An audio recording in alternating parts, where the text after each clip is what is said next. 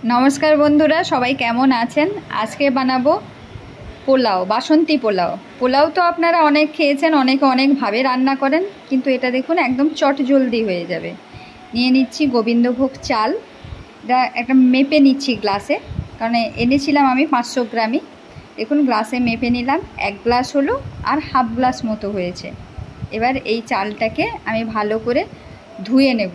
মাপটা কিন্তু মনে রাখবেন, 1.5 গ্লাস নিয়েছি। এবার এটাকে ধুয়ে নেব। এবার করব প্রেসার কুকারে। প্রেসার কুকার বসিয়ে দিলাম। এবার পরিমাণ মতো যার যতটা পছন্দ ঘি দিতেই পারেন, কম বেশি করতে পারেন। একটু পোলাওতে ঘি বেশি হলে ভালো লাগে, তাই ঘিয়ের পরিমাণটা একটু বেশি করে দিয়েছি। এমনি হঠাৎ করে বাড়িতে কোনো আত্মীয় পরিজন চলে এলে কী করে তাড়াতাড়ি পোলাও বানাবেন, এই জন্য প্রেসার কুকারে বানাবেন, দেখবেন তাড়াতাড়ি হয়ে যাবে। এবার এই ঘিটাকে একটু গলিয়ে নিতে হবে। দেখুন ঘিটা গলে গেছে। এবার দিয়ে দিব 2টো তেজপাতা কেটে দিয়ে দিলাম, আর একটু লবঙ্গ, এলাচ, দারচিনি, সেটাকে হালকা করে একটু ভেজে নিলাম।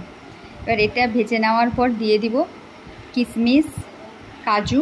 দেখুন পরিমাণ মতো নিয়েছি, আপনারা পরিমাণ মতোই নেবেন, এর কোনো নির্দিষ্ট মাপ নেই। যার যেটা ভালো লাগে সেটা পরিমাণে বেশি দেবেন, যার যেটা ভালো লাগে না পরিমাণে কম দেবেন। এটাকেও হালকা করে ভেজে নিলাম। এবার ভেজে নিয়ে এবার জল দিলাম। 1.5 গ্লাস চাল নিয়েছিলাম, তাই 3 গ্লাস জল দেব আমি। এর বেশিও দেবেন না, আবার কমও দেবেন না।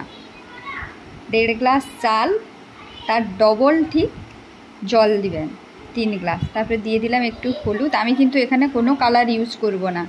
আপনারা যদি মনে করেন ফুড কালার দিতে পারেন, কিন্তু কালারটা তো ভালো নয়, তাই আমি একটু হলুদ দিলাম। পরিমাণ মতো নুন দিলাম। তারপরে একটু চিনিও দেব, কারণ পোলাওটা তো একটু মিষ্টি মিষ্টিই ভালো লাগে। যেমন মিষ্টি খাবেন তেমন চিনি দেবেন। আমি দেখুন এখানে 3 চামচ চিনি দিয়েছি।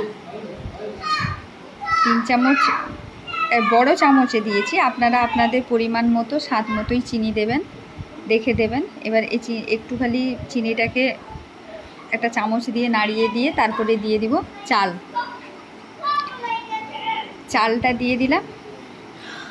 চালটা ভালো করে জল ঝারিয়ে নেবেন একদম। তারপরে চাল দিয়ে প্রেসার কুকারটা বন্ধ করে দেব। এবার 2টো সিটি দেবে। 2টো সিটি দেওয়ার পর কিন্তু আমি প্রেসার কুকারটা নামিয়ে নেব, গ্যাসটা অফ করে। দেখুন কি সুন্দর হয়েছে, একদম ঝরঝরে হবে পোলাওটা। দেখুন কি সুন্দর হয়েছে।